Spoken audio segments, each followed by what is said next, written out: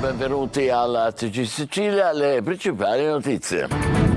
Paura a Santa Maria di Licodia nel Catanese dopo l'assalto di una banda armata nelle abitazioni di una coppia di coniugi.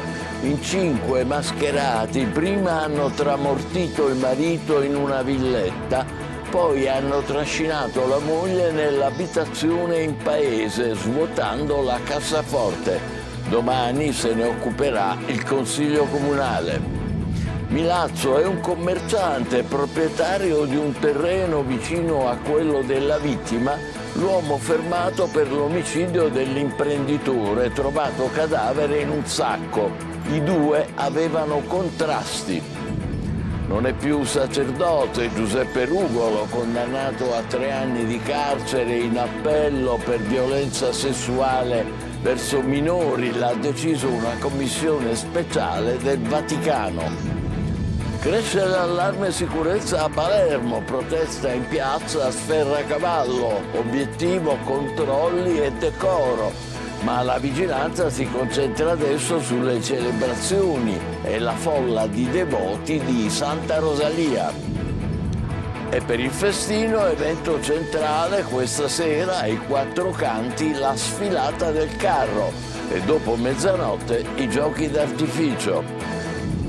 I 58 comuni del Catanese in profondo rosso per l'aumento del costo della Tari, spese alle stelle a causa del trasferimento dei rifiuti fuori dalla Sicilia, chiesto il soccorso economico della regione. A Zafferana, Etnea e Via Grande, Festival internazionale di danza e teatro contemporanei.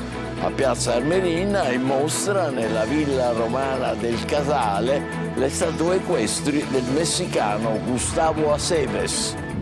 Calcio, prime ore di ritiro per il Palermo in Val d'Aosta, mentre sul mercato è in arrivo Palumbo. In Serie C il Catania verso Norcia per la preparazione estiva, 2 gli attaccanti attesi da Toscano.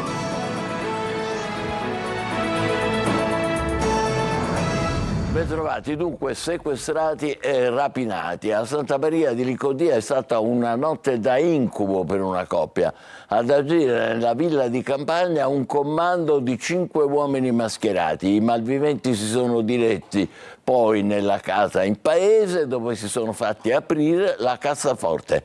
Indagano i carabinieri, sconvolta la cittadina. Il sindaco esprime solidarietà, domani se ne parlerà in Consiglio Comunale. Orazio Longo. I carabinieri stanno indagando per ricostruire la vicenda. Di certo si sa che la coppia licodiese, lui 50 anni, lei 45, è stata sequestrata nell'abitazione di campagna da una banda di 5 uomini incappucciati. Alcuni di questi hanno tenuto sotto tiro il marito, mentre gli altri con la moglie si sono diretti nell'appartamento in paese, costringendola ad aprire la cassaforte per portare via soldi e gioielli. Un'azione violenta e spietata col cinquantenne che avrebbe riportato anche alcune ferite. È qui che i malviventi sono entrati in azione nei confronti della famiglia di Santa Maria di Licodia, che tiene una villetta proprio lungo questa strada. Una città sconvolta, Santa Maria di Licodia, piccolo centro ai piedi dell'Etna. È una città preoccupata, non si pensava in una piccola comunità che ci fosse situazioni del genere. Ancora è da capire quello che è successo, però se è vero quello che si vocifera è inquietante. Ovviamente è un momento di sconforto per la cittadina. Noi siamo da sempre un paese tranquillo e quindi questi episodi ci lasciano un po' sconcertati. La solidarietà delle istituzioni con il sindaco che annuncia che la vicenda sarà trattata anche in Consiglio Comunale. Perché è giusto che tutte le istituzioni, dal sindaco ai consiglieri al presidente, è giusto che portiamo avanti questa cosa. Io già mi sono sentito con il luogotenente e confido nel lavoro delle forze dell'ordine, soprattutto nei carabinieri Santa Maria di Licodia, che riescono a dare alla giustizia chi ha fatto questo gesto vile. Milazzo è un commerciante proprietario di un terreno vicino a quello della vittima, l'uomo fermato per l'omicidio dell'imprenditore trovato cadavere in un sacco. I due avrebbero avuto contrasti. Francesco Triolo. È un commerciante incensurato di 60 anni, Giuseppe Cordici, di Milazzo, l'uomo fermato dalla squadra mobile di Messina e accusato dell'omicidio di Salvatore Italiano, l'84enne trovato morto giovedì scorso in via Capuana. Il 60enne, per il quale sabato sera è scattato il provvedimento di fermo e il trasferimento nel carcere di Gazzi, è in attesa adesso della convalida da parte del GIP. A difendere l'uomo è l'avvocato Nino Aloisio. Si tratterebbe, come inizialmente sospettato dagli agenti del commissariato di Milazzo e dalla procura di Barcellona che coordina le indagini, di un vicino di casa di Italiano. Ad incastrarlo sarebbero state le immagini registrate dalle telecamere di videosorveglianza presenti nel percorso tra Fiumarella, dove la vittima abitava, e via Capuana, la zona dove è stato trovato il suo corpo, coperto da sacchi neri di plastica. Le indagini devono chiarire ancora il movente, ma prende sempre più corpo l'ipotesi dei contrasti tra i due legati a questioni personali, probabilmente ad un terreno limitrofo alle loro abitazioni, e si deve capire anche dove sia avvenuto l'omicidio. Le telecamere di videosorveglianza infatti avrebbero ripreso il presunto responsabile assieme alla vittima in una stessa vettura, pare la Fiat Panda di proprietà di Salvatore Italiano. Non è escluso quindi che omicidio e vittima si siano visti in un'altra zona per una discussione che all'improvviso è degenerata. Giuseppe Rugolo, ex sacerdote di Enna, dopo la condanna in appello è stato dimesso dallo Stato clericale, insomma non è più sacerdote. E mentre la Chiesa prende le distanze, la diocesi di Piazza Armerina finisce sotto accusa, con vescovo e vicario imputati per falsa testimonianza. Gerry Italia.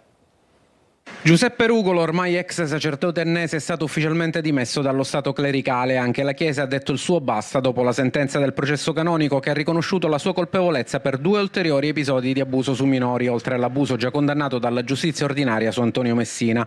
Una decisione pesante che arriva dopo la condanna a 3 anni di carcere in appello per violenza sessuale su minori, condanna attenuata dalla giustizia ordinaria per la presunta tenuità del fatto su 2 delle vittime, ma per la Commissione Speciale del Vaticano quella tenuità non esiste. Il collegio ecclesiastico ha infatti ampliato il quadro degli abusi, includendo altri 2 casi risalenti a quando Rugolo era già stato ordinato. Ora la sentenza attende solo la ratifica definitiva dal Dicastero per la dottrina della fede. Curioso e significativo un dettaglio: nella commissione che ha giudicato Rugolo non figurava alcun membro siciliano, una scelta non casuale. Infatti il vescovo di Piazza Armerina Rosario Gisana e il vicario giudiziale Vincenzo Murgano, attuale parroco del Duomo di Enna, sono imputati in un processo parallelo per falsa testimonianza proprio in relazione al caso Rugolo. Compariranno in aula il prossimo 29 ottobre. Credo che la diocesi di Piazza Armerina, ha commentato l'avvocato rotale Alessandro Camedda, sia stata volutamente esclusa. Se il Vaticano avesse voluto coinvolgerla avrebbe nominato il tribunale diocesano e invece il processo si è svolto con membri non siciliani in un albergo. Il caso Rugolo intanto è tutt'altro che chiuso, le ferite per le vittime restano aperte, mentre anche la Chiesa stavolta prova a voltare pagina.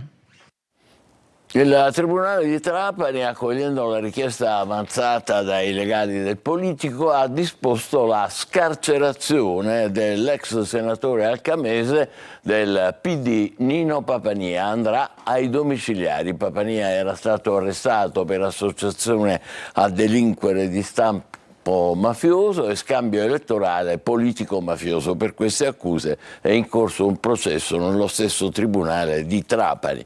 Cresce l'allarme sicurezza a Palermo, mentre i cittadini scendono in piazza a sferracavallo questa volta per chiedere decoro e maggiori controlli. La vigilanza adesso si concentra sul 401esimo festino di Santa Rosalia e le folle che mobilita. Manlio Viola. Si terrà fra giovedì e venerdì il Comitato per l'Ordine e la Sicurezza Pubblica convocato dal prefetto di Palermo Massimo Mariani e allargato alle categorie produttive per affrontare il tema della sicurezza a Palermo dopo l'escalation di reati violenti che riguardano tanto i turisti quanto i palermitani. Una situazione che ha portato il sindaco Lagalla a scrivere al prefetto chiedendogli di farsi portavoce ufficiale col governo nazionale della richiesta di maggiore controllo del territorio dal centro storico alle periferie.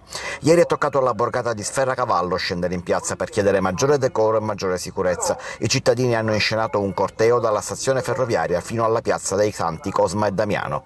Anche Assoimpresa si unisce alla richiesta di sicurezza e lancia un appello. Facciamo un appello anche noi di Assoimpresa affinché gli organismi che hanno il compito di prendere dei provvedimenti urgenti che li prendono al più presto. Ma in attesa del Comitato per l'Ordine e la Sicurezza Pubblica cresce l'attenzione in città anche per effetto della 2 giorni dedicata a Santa Rosalia. Fra oggi e domani in città sono attesi non solo i palermitani che scendono a festeggiare la loro patrona, ma anche migliaia di turisti venuti ad assistere ad una festa secolare.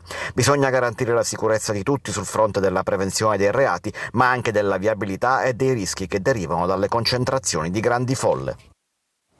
Per il festino a Palermo il clou sarà questa sera ai Quattro Canti con la sfilata del carro, scusate, e poi dopo mezzanotte i giochi d'artificio. Marco Gullà. 400+1, tutto pronto per il festino di Santa Rosalia a Palermo. L'attesa è tanta, la sfilata del carro della Santuzza attirerà tantissimi cittadini, visitatori e turisti e come ogni anno dovrebbero essere superate le 300.000 presenze.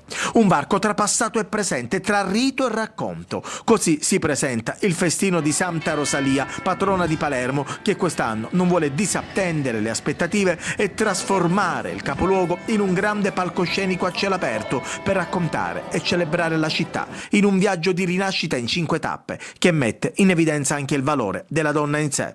Credo che questo ancora oggi è un appello, intanto perché tutte le donne di Palermo e di tutto il mondo possano essere libere e quindi essere liberate da quella schiavitù che ancora oggi purtroppo c'è e tante vittime sono il frutto di una mentalità distorta sul rispetto dell'altro, dell'altra, in questo caso della donna.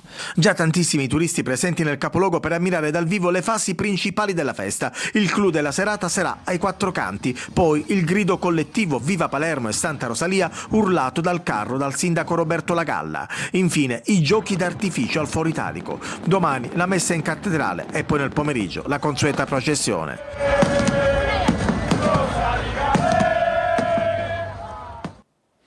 Due i soccorsi a migranti effettuati nella notte dalla Guardia Costiera e dalla Guardia di Finanza. Il primo a un barcone salpato dalla Libia con 123 persone, tra le quali 11 donne e 5 minori. Il secondo salvataggio a un barchino di 5 metri soltanto con a bordo 7 tunisini.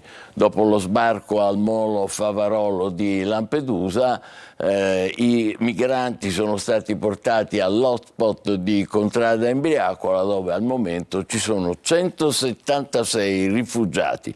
Veniamo a Catania. I 58 comuni della città metropolitana di Catania, strozzati dall'aumento del costo della Tari, scrivono a Schifani e chiedono alla Regione aiuti economici. Le spese sono schizzate a causa del conferimento dei rifiuti fuori dalla Sicilia. Luca Ciliberti.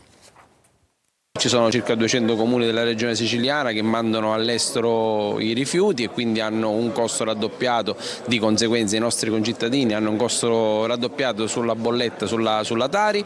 Considerate che oltre 200 comuni per scaricare l'indifferenziata in discarica pagano oltre 350 euro a tonnellata, tanti altri comuni pagano 180-200 euro a tonnellata. I 58 comuni della città metropolitana di Catania scrivono al presidente Renato Schifani per chiedere ulteriori risorse per scongiurare l'aumento delle tariffe Tari a causa degli extra costi. Intanto abbiamo bisogno che la Regione ci venga dietro per avere la possibilità di ridurre la Tari ai cittadini virtuosi. Abbiamo il concorrente tema poi degli ASACOM, che è un servizio indispensabile per i nostri minori con disabilità, a cui dobbiamo garantire l'assistenza e l'accompagnamento, e per questo i comuni sono veramente in ginocchio, non voglio dire in difficoltà. Se a questo si aggiunge che centinaia di amministrazioni non possono più conferire a Lentini e pagano costi elevatissimi rispetto ad altri comuni, si comprende bene come la coperta a disposizione dei sindaci sia davvero troppo corta. Chiediamo che la Regione possa dare un contributo programmato anche negli anni, fino a quando poi ci saranno i termovalorizzatori, che è una scelta che noi condividiamo. La Sicilia è una regione dove purtroppo oltre 120 comuni sono in dissesto o in piano di riequilibrio, in molti casi proprio per i costi dovuti ai conferimenti dei rifiuti. Lo scorso anno, in sede di variazioni di bilancio per limitare i danni di questo enorme peso e gli extracosti, il governo regionale ha stanziato 50 milioni di euro che hanno in qualche modo ridotto il costo della tassa per tutti i siciliani. Quest'anno ne sono stanziati solo 20. I comuni chiedono alla regione di voler pensare di far diventare le misure strutturali a partire dalla prossima finanziaria.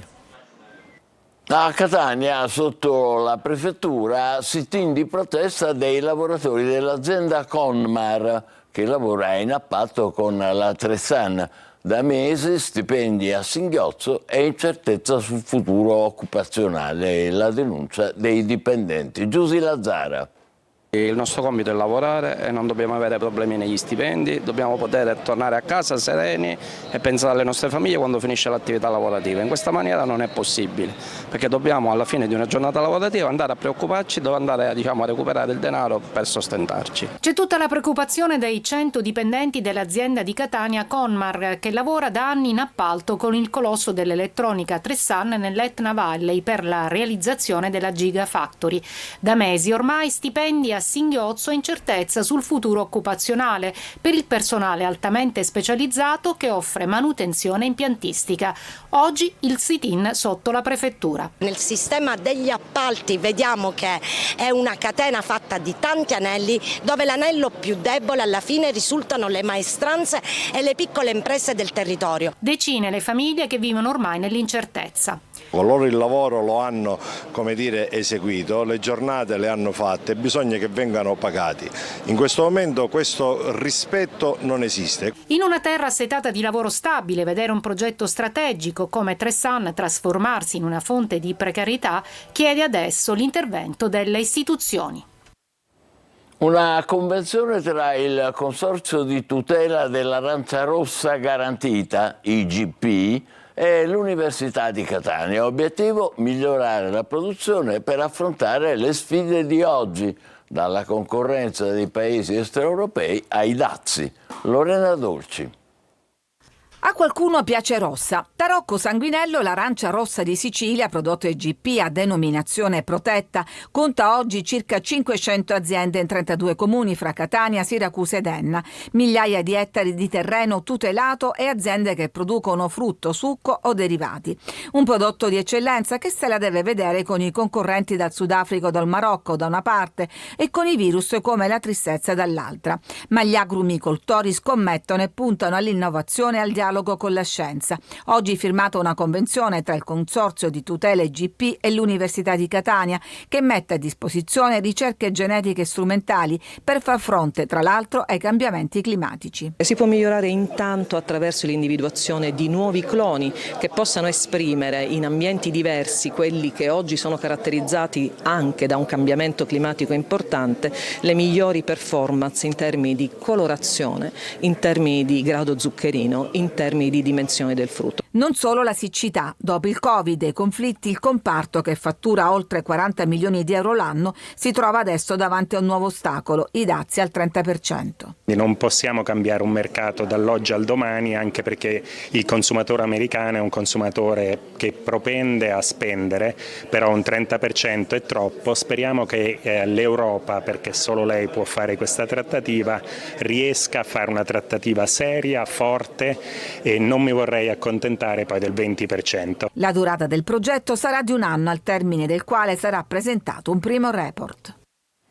Sempre a Catania, in un noto ristorante della Scogliera, del quale però non è stato reso noto il nome, la polizia ha riscontrato l'uso di prodotti alimentari surgelati senza il rispetto delle relative tecniche di conservazione e di conseguenza sono stati distrutti 8 kg di preparati surgelati e al titolare del locale è stata applicata una multa di 2.000 euro. Riscontrate criticità anche nella sicurezza dell'impianto elettrico. A Porto Empedocle da ieri sera non si hanno notizie di un ragazzo di 15 anni, Jonathan Insalaco. Eccolo qui, il giovane è scomparso nel nulla e non risponde al cellulare. A dare l'allarme sono stati i familiari. Sono in corso naturalmente le ricerche da parte di carabinieri e la polizia. Al momento della sparizione Jonathan indossava una maglietta bianca e dei pantaloncini chiari. Spettacolo adesso, sino a domenica a Zafferana Etnea e a Via Grande, Festival internazionale di danza e teatro contemporanei con la partecipazione di oltre un centinaio di artisti. Adelaide Barbagallo.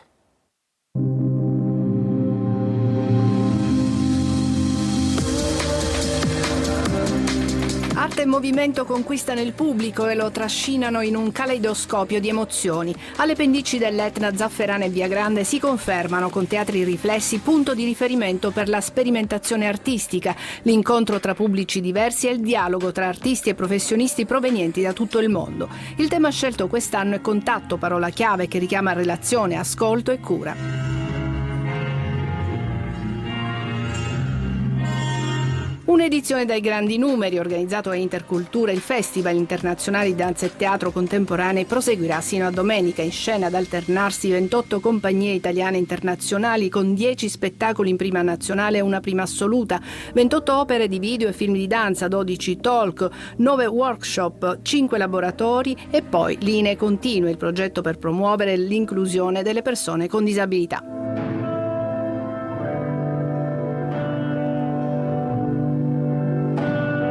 Da giovedì e sino a sabato il concorso internazionale di corti performativi porterà in Sicilia 13 compagnie provenienti da 10 paesi, selezionate tra oltre 380 candidature. Chiuderà il festival la tavola rotonda Isole, dedicata alla coreografia emergente in Sicilia e Sardegna, a cui seguirà un reading poetico.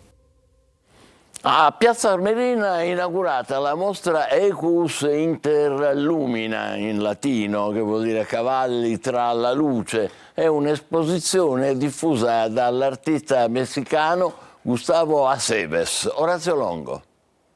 In italiano vuol dire cavallo tra le luci. Equus Interlumina è il titolo della mostra dell'artista messicano Gustavo Aceves, ospitata nella Villa Romana del Casale di Piazza Armerina, un percorso dedicato alle statue equestri dell'artista coniugate con la cultura siciliana. Il fatto che il cavallo sia così importante nella cultura italiana, in speciale in questa zona, Sicilia, mi ha provocato l'idea di far rientrare i miei cavalli a casa sua, perché l'origine dell'estetica di questi cavalli è totalmente italiana. 224 opere visitabili fino al 31 dicembre all'interno di un'unica grande area geografica che coinvolge 4 comuni, oltre a Piazza Armerina, anche Aidone, Mazzarino e Pietraperzia, dal Parco Archeologico di Morgantina alla Villa Romana del Casale. L'esposizione è prodotta dalla società Renaissance SRL ed è promossa dalla Regione Siciliana, curata da Vincenzo Sanfo e Nicola Barbatelli. Un esperimento culturale che vede fronteggiarsi la cultura classica, quella antica, tardo-antica,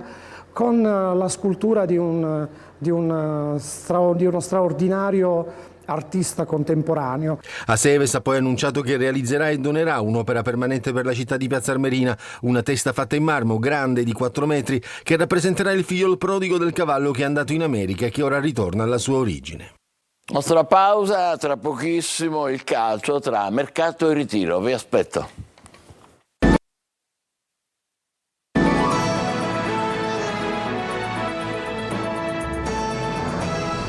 Prime ore di ritiro per il Palermo in Val d'Aosta. Marco Gullà.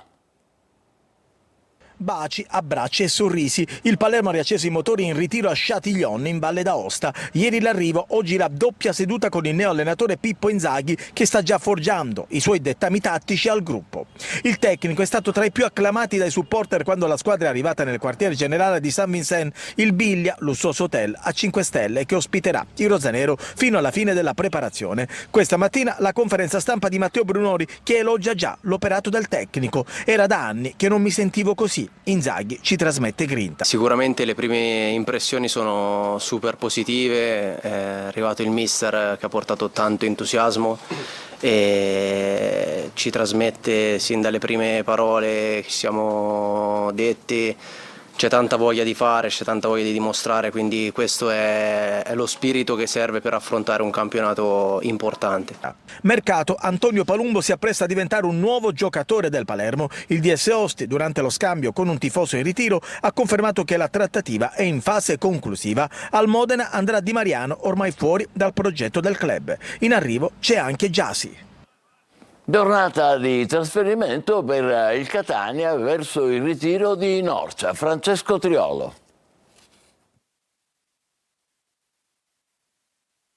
La partenza per il ritiro di Norcia con la squadra oggi in viaggio è il segnale che la nuova stagione del Catania è ufficialmente iniziata. Da domani i rossazzurri lavoreranno agli ordini di Mimmo Toscano in attesa che la rosa venga completata. Dopo l'ufficialità di Casasola sono attese quelle di Pieraccini e Rolfini, oltre che Donnarumma, ma sono altri due i nomi su cui sembrano essersi concentrate le maggiori attenzioni del direttore sportivo Pastore. Quello dell'attaccante classe 92 Leonardo Mancuso del Mantova, e per lui sarebbe pronto un contratto di durata biennale con opzione, e quello di Francesco Forte, anche lui attaccante, che ha risolto il contratto con l'Ascoli.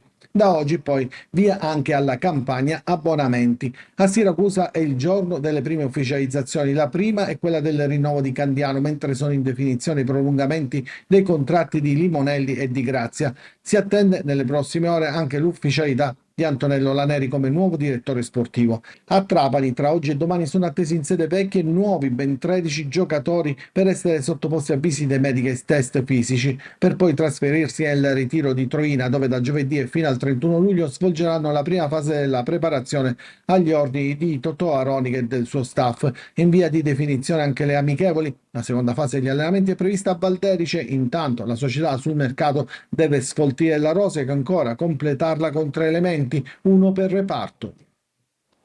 Ci fermiamo qui, grazie e buon pomeriggio.